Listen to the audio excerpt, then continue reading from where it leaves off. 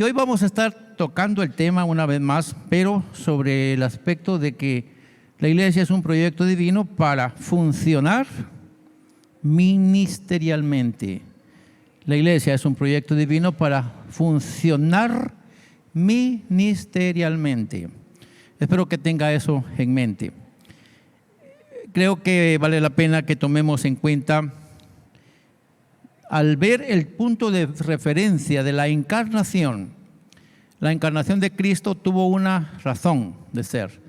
No fue un suceso, no fue un evento que tuvo que ver con asunto social de una persona que vino, estuvo, luego se fue. No, es como la apertura de una proyección de la cual nosotros aún seguimos siendo parte. En la medida que nosotros entendamos la encarnación de Jesús y que nos apliquemos al hacer emanado de la comprensión del hacer en la encarnación de Cristo, entonces seremos lo que Él espera que seamos. Y de verdad que mi intención es que unos cuantos de los que estamos formando parte del cuerpo podamos ser personas que encarnemos también en la sociedad, honrando al que nos salvó.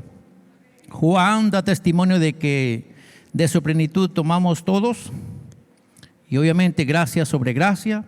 Esto lo tenemos en Juan capítulo 1, versículo 16. Y aquí les encargo de todo corazón, no perdamos de vista la encarnación. Efesios capítulo 4 es el que vamos a estar leyendo y quiero que vayamos tomándolo en cuenta hoy. Y dice que a cada uno de nosotros fue dada la gracia conforme a la medida del don de Cristo. Versículo 7. Pero me detengo porque quiero leerlo así de manera pausada. Porque dice que a cada uno de nosotros, vamos a ver quiénes tienen la facultad de ponerse la mano aquí sobre el pecho y decir nosotros. Vamos a ver cuántos hay que puedan decir nosotros. ¿A quiénes incluye esa palabra nosotros? ¿A quiénes incluye esa palabra nosotros? A mí, a todos que estamos acá. Pero dice que fue dada una gracia, pero fue conforme a la medida del don de Cristo. Quisiéramos hablar muchas cosas al respecto, pero hablando del don, tendríamos que puntualizar en sí Él mismo siendo un regalo para nosotros, como un don, Él mismo siendo un don.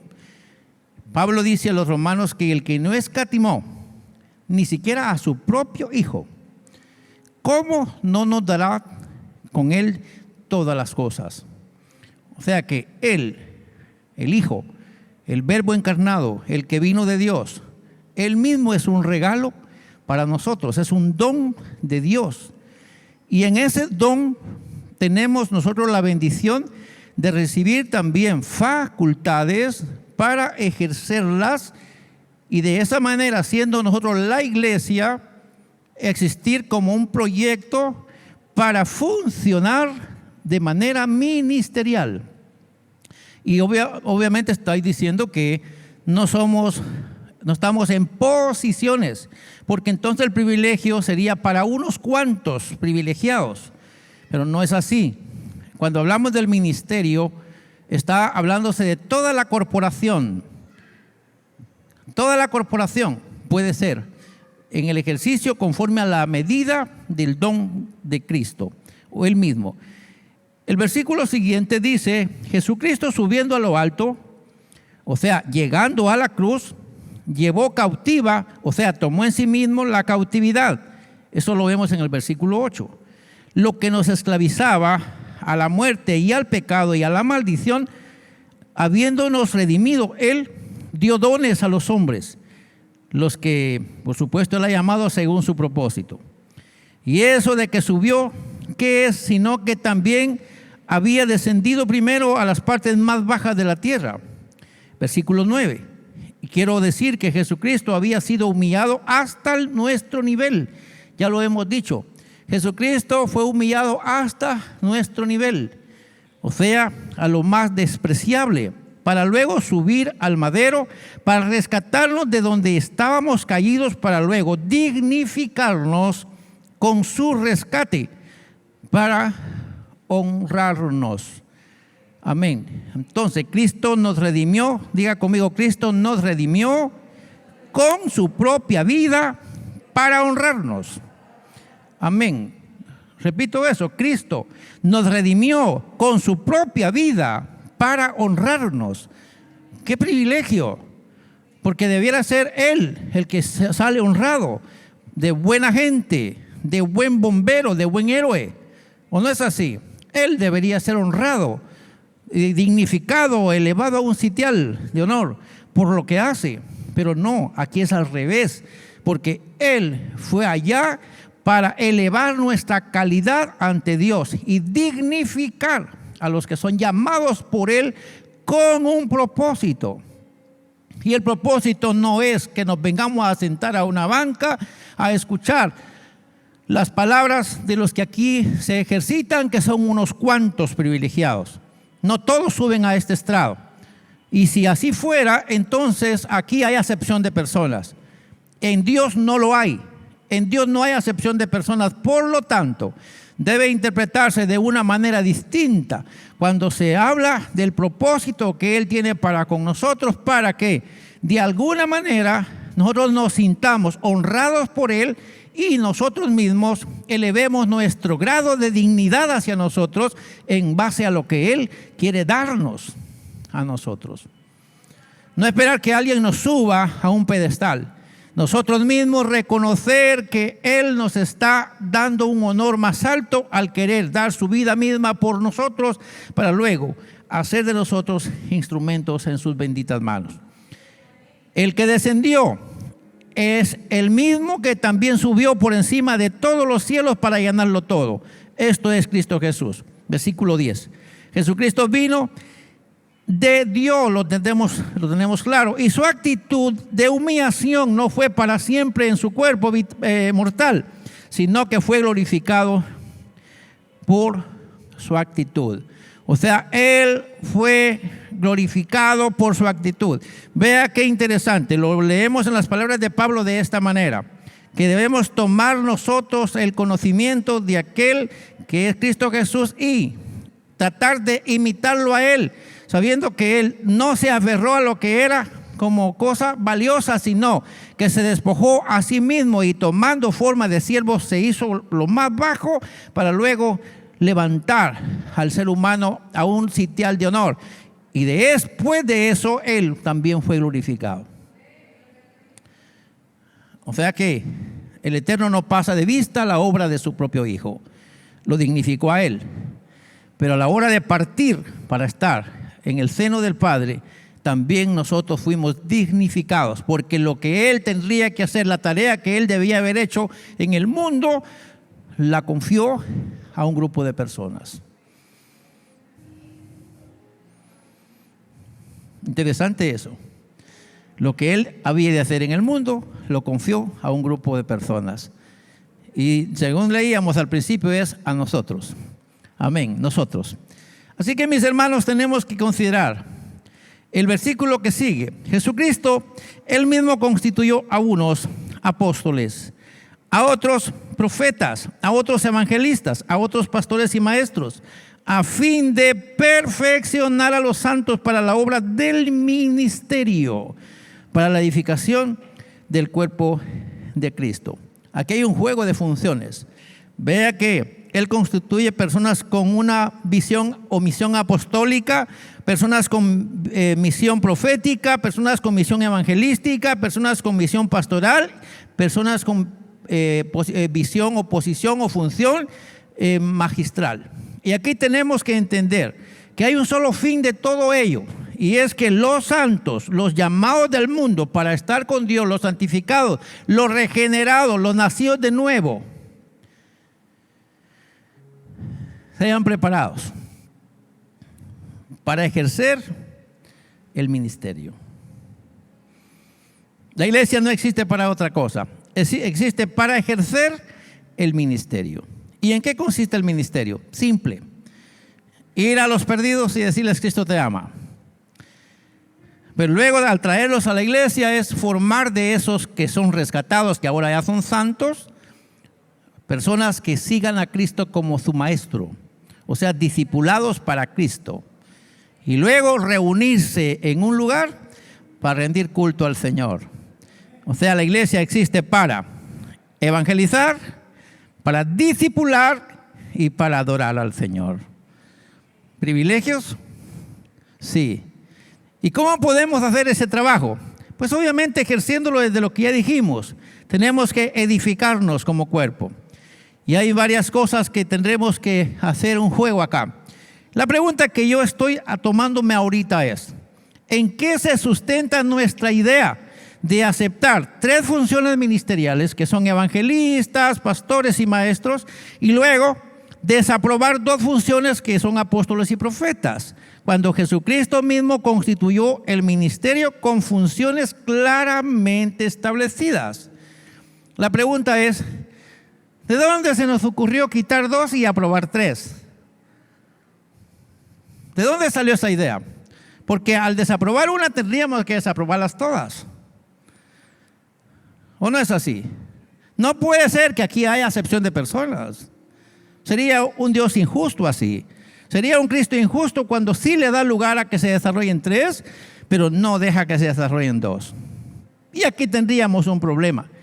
Pero el punto central debería ser en que esto no se trata de sillas preferenciales para que se sienten funcionarios a llamarse como tal, sino funciones para que Cristo, a través de los miembros de la iglesia, pueda servir a la gente que quiere seguir a Cristo.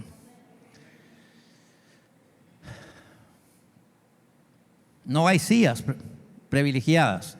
O sea, no hay 5 sillas formando una mano, sino hay 5 funciones para un cuerpo sirviendo en nombre de Cristo a los que necesitan conocer de Cristo.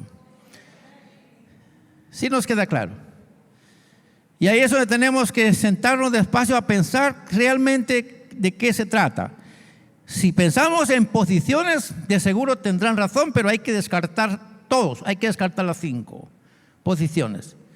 Porque yendo a ciencia cierta al principio bíblico y considerar los perfiles de los siervos que se descartan en aquel tiempo, pudiera decir con certeza, también hay que descartar a los que existen hoy que nosotros sí aprobamos.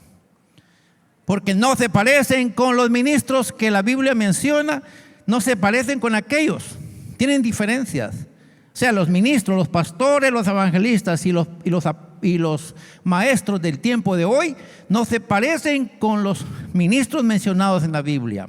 Eso quiere decir que si descartamos a los apóstoles, descartamos a los profetas, descartamos también a los pastores, descartamos también a los maestros y también tenemos que descartar a los evangelistas. No existen tales cosas.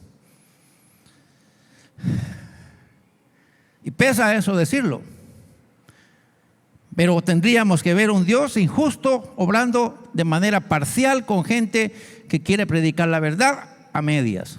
Entonces tenemos que entender que no son sillas de preferencia y de prestigio, sino son funciones que se dan para que, aunque no tenga una corbata, aunque no tenga un cuello blanco, alguien pueda prestarse para servir al que lo llamó con un propósito y hacerlo con la más alta dignidad, como si tuviera una posición. ¿Sí nos queda claro? No nos angustiemos entonces. Y aquí tengo algo que decir. ¿En dónde nos perdimos nosotros? Hubo un momento en el que nos perdimos. Y nos perdimos seguramente cuando escuchamos las enseñanzas de nuestros antecesores. Algunos de los que se les ocurrió pensar que ya no existen tales ministerios y así nos enseñaron. Y así lo sostenemos nosotros. ¿Pero en qué se fundamentaban ellos? ¿En qué se basaban? En la misma que estamos nosotros, porque de ellos tenían certeza, tampoco nosotros la tenemos. Y así que no conocemos como ellos no conocían, pero como ellos nos enseñaron y como nosotros les creímos, pues eso nos hizo perdernos en el camino. Porque no tenían una base. A la hora de pedirle respaldo, no lo tuvieron. Simplemente así es y así tiene que ser. Tenemos que cuidarnos porque eso puede ser que nos pierda en el camino. Las malas actitudes de algunos funcionarios mal informados y mal fundados. Porque han habido personas que han hecho quedar muy mal las funciones ministeriales. Y eso pesa decirlo, pero es así. No solamente estoy hablando de profetas y maestros, o profetas y apóstoles. Estoy hablando también de pastores, evangelistas y maestros que han quedado muy mal en el testimonio de la fe. Amén. Y lo digo con mucho respeto a los que hacen el ministerio. Pero tenemos que admitir que los unos y los otros han cometido cosas que han dado muy mala cara al ministerio para el cual existe la iglesia.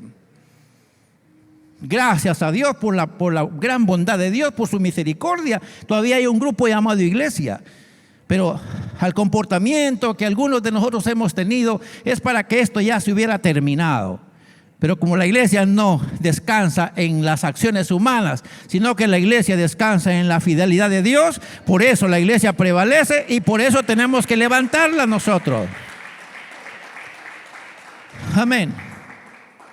Si la iglesia existiera a causa de lo que los hombres hacen, ya se hubiera desbaratado. Pero la iglesia, diga conmigo, es un proyecto de Dios para ministrar de manera especial al mundo que necesita de Él. Y aunque unos cuantos pelones fallemos, Él va a mantener unos cuantos fieles en la tierra que levanten la bandera. Amén. Algunos privilegiados nos portamos mal porque nos creemos la salsita de los tacos sin saber que después de 24 horas la salsita tampoco sirve.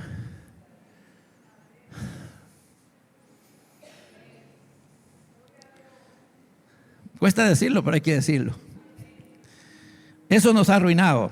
Y gracias, diga conmigo, gracias al Señor. Dígalo de verdad conmigo, gracias al Señor.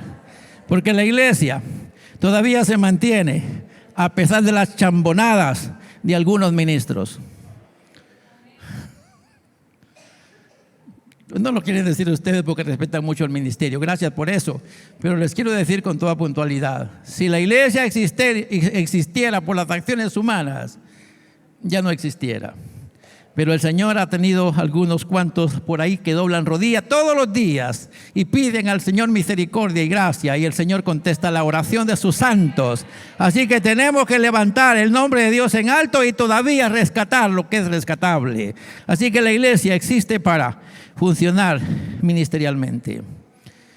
Otros que nos han arruinado el caldo es gente irresponsable en el conocimiento bíblico, que actúan al margen del propósito divino para cada función. Y eso nos ha arruinado. Gente que se hacen pasar pero no son nada. Y eso ha afectado y nos ha arruinado y eso nos ha hecho perdernos en el camino. Y ahora, ¿a quién seguimos? Bendito sea Dios, Cristo se nos aparece por ahí como aquel que, como el que acompañaba a los dos muchachos que van a Emaús, y de repente, aunque no lo conocemos a ciencia cierta, pero como nos acompaña en un momento se nos revela y allá nos lleva. Gracias al Señor por eso. Tenemos que hacer diferencia entre el reclamo de reconocimiento para posiciones de autoridad como funcionarios individuales con un estigma autodeterminado, o sea, los reverendos, los respetables, aquellos que merecen ser reconocidos y puestos en el mejor lugar. Tenemos que hacer diferencia entre esos de la actualidad y las funciones ministeriales de la iglesia. Y quiero que diga conmigo esta palabra: la tarea misional de la iglesia no estriba en posiciones, sino en funciones. Amén, mis hermanos. Algunos reclaman, no es que me tienen que decir. Y si no les dicen como ellos quieren que se les llame, hacen sentir mal a los que no lo respetan. Todo aquel que anda reclamando un derecho posicional tiene que encontrarse con la verdad, Cristo Jesús. No sé cuántos todavía van a decir amén, pero es necesario hacerlo. El ministerio, según Efesios capítulo 4, tiene 5 funciones. Es realizado de manera conjunta y en equipo. Así que no podemos nosotros decir 5 menos 3. No, o los 5 o ninguno. Porque los 5 tienen que ir de la mano. Yo quiero que haga un ejercicio y se va a dar cuenta que tiene problema. Trate de apoyar una cosa, pero no use 2 dedos. Se va a dar problema. Inténtelo, apoyar algo, pero no use 2 dedos de su mano. Ya se dio problema. Entonces, o todos o ninguno. ¿Verdad que sí? Pruebe llevarse el bote con agua a su boca solo con 3 dedos. Va a echarse el agua sobre su pecho. Pero si lo toma con toda la mano, hasta que se termina la botella. Amén, mis hermanos. ¿Verdad que es lógico? O sea, que existimos como iglesia para hacer un trabajo en equipo. Y Dios tiene gente aquí con esas 5 funciones. Y alabo al Señor por eso. Estoy seguro que aquí hay gente con esas 5 funciones. ¿Y cuántos se atreven a desafiarse a sí mismos que aquí están esos? Ministros, miembros del Señor, que tienen esas funciones para servir al Señor. Bueno, no confundamos 5 funciones con 5 ministerios. Son cosas diferentes. 5 funciones ministeriales es diferente a decir 5 ministerios, porque el ministerio está en singular. El ministerio es ejercido por funciones relacionadas con los dones recibidos de Cristo, quien edifica su iglesia a través de la acción responsable de cada creyente. Así lo dice Pablo a los Efesios capítulo 4 versículo 16, que según la actividad de cada miembro va creciendo y se va desarrollando para que todos crezcamos en mutuo amor. Así que, mis hermanos, la función es de acuerdo a la responsabilidad que cada uno ejerce, y así va sirviendo para edificar el cuerpo de Cristo. Consideremos las funciones una a una para ver qué podemos rescatar todavía. Y quiero que me escuche atentamente. ¿Qué implica hacer una labor apostólica, evangelística, profética, magistral y pastoral? Y quiero que vea lo que estoy tratando de explicar en la siguiente pregunta. ¿Son estas, acaso, posiciones de autoridad para estar sobre alguien inferior, o son funciones bajo una responsabilidad de servicio? ¿Es para pisar a otro porque no llena la misma expectativa mía, o es para servirle a aquel que es más pequeño? El maestro nos enseña que él vino para bajarse a lo más sencillo, y cuando lavó los pies a sus discípulos lo demostró. Y él dijo: si ustedes me llaman maestro y señor, harán bien cuando hagan y cumplan con el ejemplo que yo les puse. Y ahí es donde tenemos que entrar en acción. Recordemos que a cada uno fue dada la gracia conforme a la medida del don de Cristo, el Verbo encarnado, para que la iglesia siga una misión encarnadora con un ministerio funcional. Estamos hablando de un ministerio, o estamos hablando de un ministerio de ordenamiento vocacional para un servicio misional funcional. De eso estamos hablando. Y ahí tenemos a una persona como esquivando ciertas cosas, y tenemos allí las palabras profetas, evangelistas, apóstoles, maestros y pastores, porque así están reconocidos en esta Biblia. Las 5 posiciones mencionadas en Efesios capítulo 4 versículo 11, sencillamente cada una representan una característica ministerial de servicio, por medio de la cual, diga conmigo, nosotros, los miembros de la iglesia, deberíamos cumplir el trabajo misional. O sea, cada una de las funciones representa una acción que nosotros como miembros deberíamos asumir para cumplir la misión de Cristo mientras vivimos en la tierra. Aunque no todos tenemos la misma función, aunque todos tenemos la misma misión, pero no todos tenemos los mismos dones para el logro de esa misión. Algunos se presentan para hacer el ministerio desde una función profética. ¿Quiénes podrían ser estos? El servidor que en esta área, o el que tiene esta misión profética, ponga cuidado. El número 1, intuye el proceder del pueblo y luego lo compara con las normas establecidas en la palabra de Dios. Observa al pueblo y luego dice: este pueblo se está desviando. Con la palabra en la mano. Y yo quisiera hacerles una pregunta. La iglesia del tiempo presente adora a Dios como lo hacía hace unos 35 años antes. ¿Cuántos conocen la iglesia a 35 años atrás? ¿Alguien puede levantar sus manos? 80s, 75s, 80s. ¿Alguien la conoció en los 80s? ¿Sí? Alguien dirá: no, nosotros no. Pero la iglesia antes hacía cultos que llegaba a las 12 de la noche y nadie miraba el reloj, porque a la iglesia no le interesaba otra cosa sino estar en la presencia de Dios. La pregunta es, ¿somos igualitos? Entonces, desde el punto de vista profético diríamos, la iglesia se ha desviado del camino.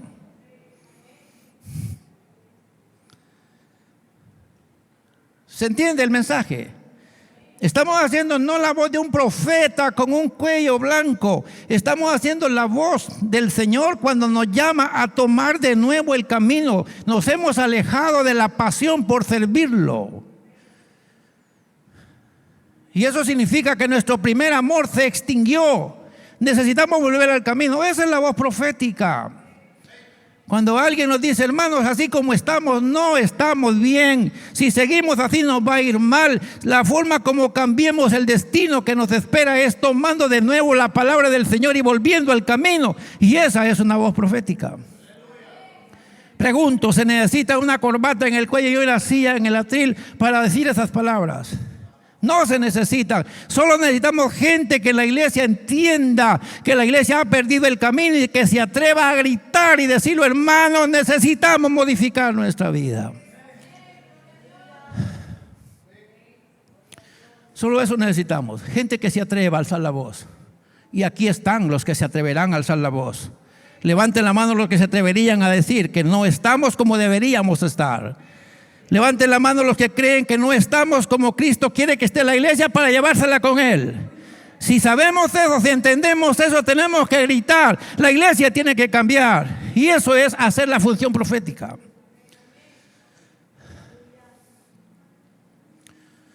No es adivinarle a la gente lo que hace. O decirle a la gente que le espera el bien para que pueda mejorar su calidad de vida. De eso no se trata. Se trata de confrontar a la gente con la palabra de Dios y decirle, el Señor quiere esto, tú estás haciendo esto. Si haces lo que el Señor te dice que no hagas, te va a ir mal. Tienes que volver al camino.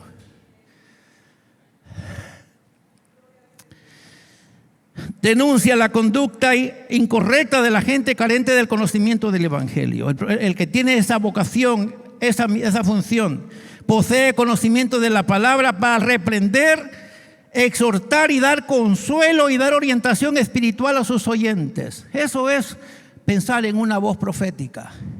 Traer un mensaje, hermano, usted ha fracasado. Lo que hizo el profeta Natán con David, cuando David dijo, me llevó la tristeza porque hay una muerte para mí segura. Y el profeta le dice, sí, mereces la muerte, pero el Señor te perdonó. ¿Alguien recuerda ese cuadro? Y eso se puede seguir viviendo hoy.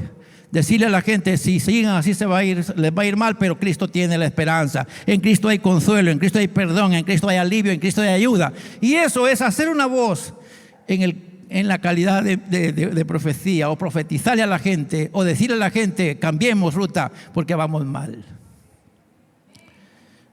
Quisiera decir muchas cosas. Pero avancemos con lo siguiente. Algunos se presentan o se prestan para hacer el ministerio desde una función evangelística. Quien tiene el don de evangelista conoce y sabe explicar los beneficios y los principios del evangelio de Jesucristo. No es solo decirle a alguien, aquí está un tratadito, léalo y lo invito a la 14 o a la 20 o a la 30. No, lo que significa es llegar con la gente y decirle, Cristo tiene una solución para tu situación. Y empezar a explicarle los beneficios del evangelio porque los conoce, los ha experimentado. Y entonces tiene la capacidad de decirle a la gente, Cristo es la esperanza para tu vida.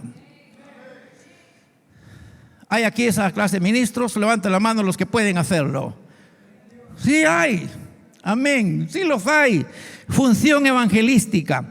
Vamos con la siguiente. En este caso, esta persona posee la habilidad de motivar a la gente al arrepentimiento y al servicio de Dios siguiendo a Jesús como modelo. A algunos les gusta hacer el ministerio desde una función apostólica. ¡Aleluya! Qué encantado de que me digan el apóstol.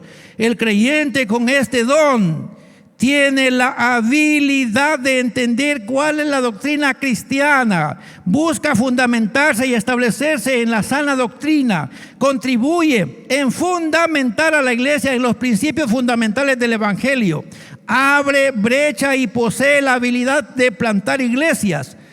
es un propagador de la doctrina bíblica, de la fe cristiana y del poder y del amor de Cristo.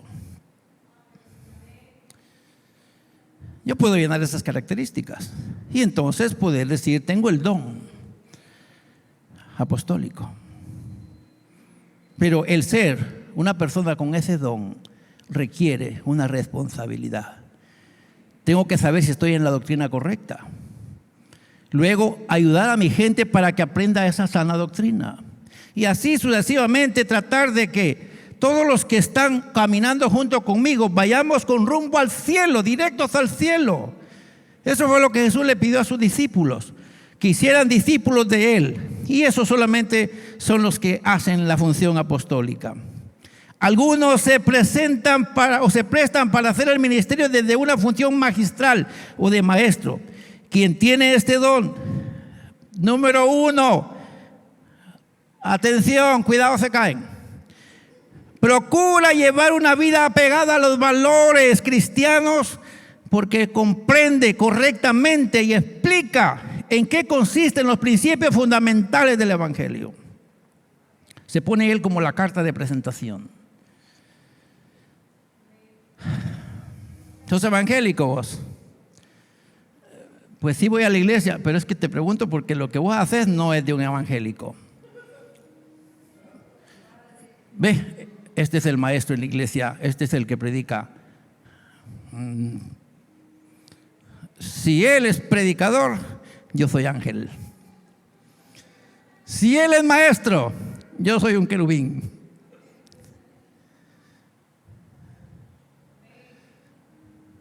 Es que el mejor mensaje, el mejor modelo es con solo el poder de Dios puede cambiar tu ser.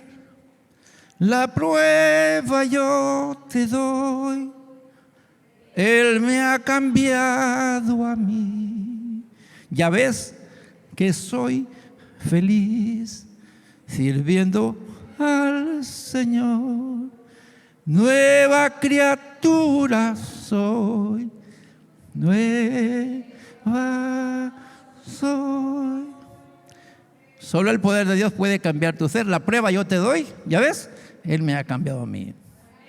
¿Te acuerdas cómo era yo? Te invito a la iglesia y escúchame lo que te voy a enseñar desde el púlpito.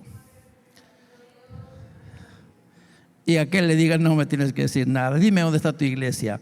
Yo le digo, está cerquita del cielo. Amén, mis hermanos. Cerquita del cielo.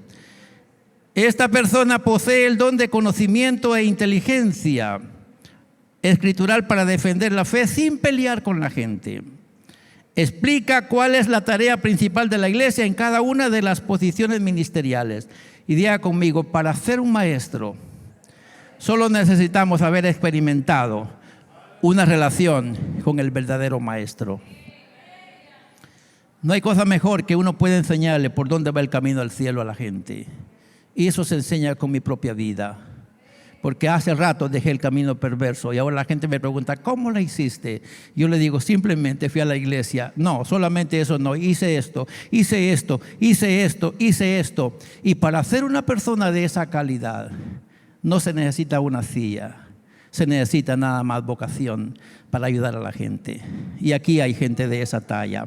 Amén. ¿Cuántos se atreven a levantar su mano diciendo que sí pueden orientar a otros sirviendo de maestro para otros? Amén. Bendito sea el nombre de nuestro Señor. Algunos se prestan para hacer el ministerio desde una función pastoral. Wow. Quien posee este don atiende a las personas que han sido alcanzadas por el Evangelio, ayuda a los nuevos creyentes a crecer en su relación con Cristo y contribuye a que otros creyentes puedan sentirse acompañados por el Señor a través de ellos mismos. No es función del pastor, al que llamamos pastor. Es una función de todos los miembros de la iglesia, hacer sentir bien a aquel que comienza sus tanes en el Evangelio. Y ahí podemos tener nosotros una función pastoral. Algunos se prestan para hacer un ministerio desde una función pastoral. Desde este caso se esfuerzan para que los débiles no se desvíen de la fe en Cristo. Esta gente se duele cuando alguien se va del rebaño o del camino.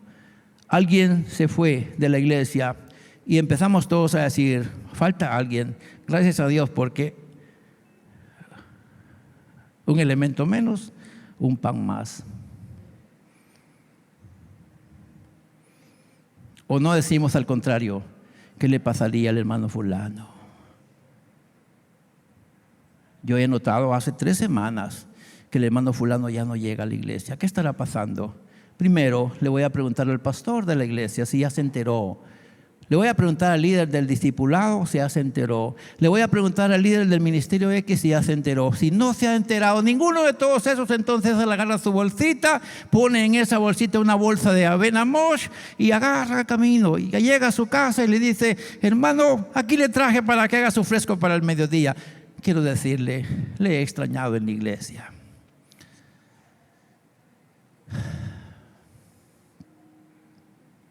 Pregunto, ¿necesita tener corbata y saco para hacer eso? No. Hay algunos de los que están aquí que han sentido alguna vez eso por alguien que se fue. ¿Puede levantar su mano y confesarlo? Hay algunos que han sentido dolor por los que se fueron. Entonces el siguiente paso que tenemos que hacer es ir por ellos. Amén. Vamos a hacer el trabajo en el nombre del Señor. Cuando alguien reclama ser reconocido en una posición y ser respetado como tal, debe evaluarse su comportamiento apegado al propósito de Dios al establecer el ministerio para medir su desempeño dentro del cuerpo de Cristo. Todo derecho reclamado de manera individualista es egocéntrico y por lo tanto es contrario al propósito de Cristo en la construcción de su iglesia. Para cerrar la reflexión de hoy, vale que consideremos lo siguiente: que la encarnación de Cristo trajo como fin la redención de un pueblo al cual daría una misión encarnadora. Él entregó capacidades a los integrantes de este pueblo para que pudiera ser un cuerpo funcional que los representara dignamente en un ministerio. Por más dotados que sea un creyente, no puede ni debería reclamar derechos por funciones ministeriales establecidas por Cristo, porque las funciones no son para sentirnos grandes, sino para servir mejor a la gente. ¿Ya te dieron el privilegio tal vos? Sí, mira, ya me lo gané. No, ya me dieron la responsabilidad y la oportunidad de servir a alguien. Y para eso son los ministerios, para servir a alguien. Así que, mis hermanos, debemos disponer de un servicio incondicional con el fin de ser instrumentos en las manos del Señor para una humanidad que se pierde y se confunde cada vez más por el comportamiento que nosotros algunas veces damos. Tenemos que aceptar que las 5 funciones ministeriales tienen un solo fin. Lo puede gritar conmigo: perfeccionar a los santos para la obra del ministerio. Luego, la edificación del cuerpo de Cristo. Así que necesitamos hacer el trabajo en equipo y así honrar al que nos dignificó, levantándonos de donde nadie daba nada por nosotros. Vivíamos en una vida desastrosa. Pensamos que había llegado el fin de la vida. Algunos no han tenido esa suerte. Bendito sea el Señor, porque algunos no han tenido que bajar a lo más profundo de la humillación. Algunos no se han devanado en el pecado. Gloria a Dios por eso. Pero hay algunos que casi muertos los rescató el Señor. Habían fracasado totalmente en su vida, en todo sentido de la palabra. Pero el Señor los levantó desde ahí para dignificarlos. Tenemos que ser agradecidos y empezar a hacer lo que el Señor espera de nosotros. Así que, mis hermanos, el tema no termina aquí. Hay otras cosas más que enseñar y esperamos que cada uno de nosotros comprendamos que lo que estamos haciendo es buscando cómo posicionarnos en el lugar que el Señor quiere, porque estamos en un año de encauzamiento y necesitamos ver si somos una iglesia que va por el sendero o es una iglesia que necesita regresar al camino. Si así fuera, que el Señor nos ayude para ir por donde Dios quiere, porque lo que queremos no es solamente llenar una casa de gente, necesitamos llenar el cielo de gente salva para la honra y para la gloria de su nombre. Padre, te doy gracias por esta reflexión, si así le puedo llamar yo. Alguien quizá le dirá de otra forma, pero te doy gracias por esta palabra que me hace sentir en mi espíritu y en mi corazón. Te pido que esta iglesia sea una iglesia bendecida, así una iglesia que se ha destacado haciendo el trabajo, sé de muchos que se han ejercitado en estas funciones. No estoy confundido ni estoy tratando de tirar palabras al aire. Sé que tu mano bendita ha estado con esta iglesia y se ha mantenido, porque desde la corporación, desde el cuerpo que es la iglesia, ha habido gente que ha alzado la voz, ha habido gente que se ha interesado por hablar del evangelio, ha habido gente que se ha interesado por enseñar los principios del reino, ha habido gente que se ha ocupado en vivir el evangelio de la verdad, ha habido gente que se ha ocupado en ayudar a otros en el camino del evangelio. Y aquí está esa gente, Señor. Gracias por esa gente linda que ha tenido la buena vocación y la buena disposición para dejar sus quehaceres, para poderse entregar a un servicio. Y gracias porque has permitido posiciones también que de alguna manera nos ha dignificado y nos permite servir a un rebaño al cual has llamado tu grey. Permítenos, Señor, que entendamos en qué consiste hacer el ministerio y que lo podamos realizar con limpia conciencia, a sabiendas de que un día vamos a entregar cuenta de lo que estamos enseñando. Padre, en este momento yo te doy gracias por este tiempo que me permites para hablar con este pueblo. Y gracias por la paciencia que tiene cada uno de escuchar. Y gracias por aquellas mentes que están asimilando. Y gracias por aquellos que pondrán en práctica esta palabra. Ayúdanos, Señor, para que si nos sentimos identificados con una función ministerial, que pronto salgamos corriendo y ayudemos en lo que tengamos que ayudar, porque nos estás hablando, porque nos necesitas en el camino, nos necesitas en el trabajo. Estamos a cortos días de tu venida.